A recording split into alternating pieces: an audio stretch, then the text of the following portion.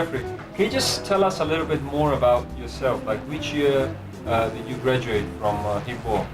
Well, I graduated in 2002. I think since then it's just been a journey of up and downs, and even till today I'm still learning so much.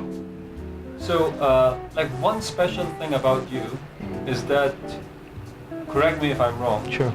You are one of the first registered social worker in Hong Kong. Is that true? First local ethnic minority social worker in Hong Kong. That's correct. So can you just tell us, being the first one obviously means you have gone through a lot of difficult, tough pathway. Definitely. Can you just share a little bit with us, like after leaving the school, what sort of difficulties you faced and how you overcome that challenge and become a successful social worker now in Hong Kong? I mean, it's, I always tell people study hard. I always never took this advice when teachers or friends tell me study hard, study hard. And now I really wish I studied harder during my secondary school days because I didn't have to go through such a tough time. Going into social work school again, after so many years, after 2002 not studying, and then going back into 2011, I went back to school to study to be a social worker. It's tough. After work, you go back to school instead of going out with your friends and enjoying, and then going back to the school where, again, 90%, 95% of your classmates are Chinese. No more that comfort zone like in Delia where you had your own Pakistani, Indian, Nepalese brothers. No more. And it was really study, study, study. So I learned a lot, and of course there's a lot of regrets, and that's why I still go now to schools and youngsters and tell them study while you can when you have the opportunity. Don't do it my way, because I'm lucky. I had support. I had family and friends that supported me studying at such a late stage of my life. The success now is I become a social worker, but if there are a different way to do it, I'll definitely do it. So what is the thing that has actually made you strive for the advancement despite the adversity? Well, in life, being an ethnic minority in Hong Kong, we're always going to have a different path than the local counterparts. And I always see many of my friends just get stuck. After school, they just get stuck.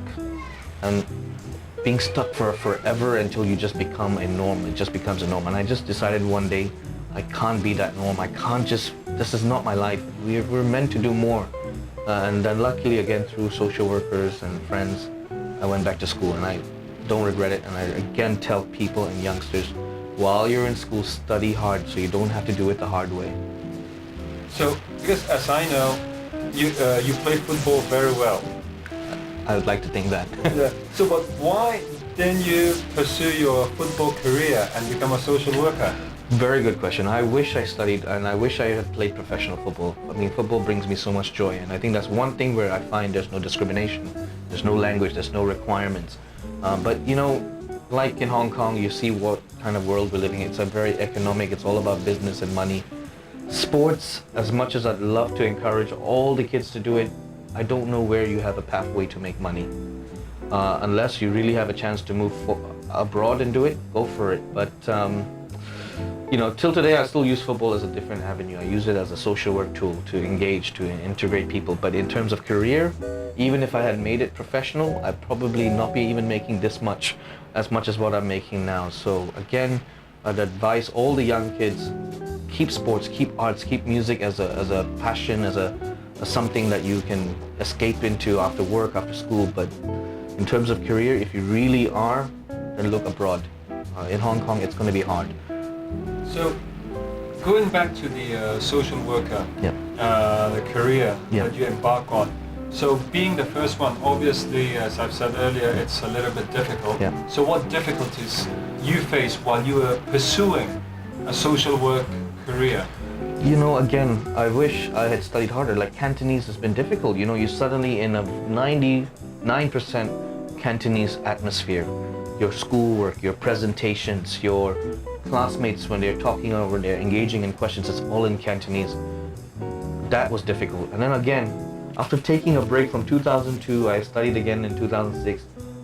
After that, I stopped. Going back to school again after 5-6 years, it's not easy. Your habits, your culture, your mindset is hard. Somehow I persevered for 4 years. I did it, and I thank God for it. But again, I always advise people, do it while you can in school. With today I regret not listening to my teachers. I wish I did, because I wouldn't be here. I'd probably be a social worker in 2008. So long ago, I would have been a long time ago. The first ethnic minority social worker since 2008 I could have been. or 7. I could have been. I don't see why I couldn't be successful earlier. It was just my mindset and maybe my ignorance and a bit of maybe overconfidence. And I think now I see it, and I hope I can share that with the youngsters as well. I keep going to schools in my free time, and I engage the youth. Don't take it easy. And also, I get to know that you recently got the Secretary for Home Affairs Commendation Award. Right, like yourself. Yes. Yeah. So can you tell us, why were you awarded this commendation? I'm surprised myself. I've been critical of the government since day one, because I found some policies have not really favored ethnic minorities. We always have it harder than the local counterparts. It shouldn't be that way. But I'm happy and also proud that the government recognized my efforts in integrating both the locals and ethnic minorities. And I've been doing that with talks, with being in TV and telling people we're Chinese, we're Hong Kongers, we have the same ideals, and we are not much different. I think the government sees that, and I'm glad they've seen that, because by me getting that award, it also opens up a pathway for other social workers to say it's okay to criticize the government, but in a constructive way that helps the community, instead of just taking it for your own benefit or political or other agendas. And I think that's what we're doing. So before I go to the next question, sure. Let me congratulate you first. Thank you so much. I appreciate that. So keep on, and we hope to see the next award for you. Like yourself. Like yourself. Yeah. So now, one more thing. Since our students will be watching this video, sure.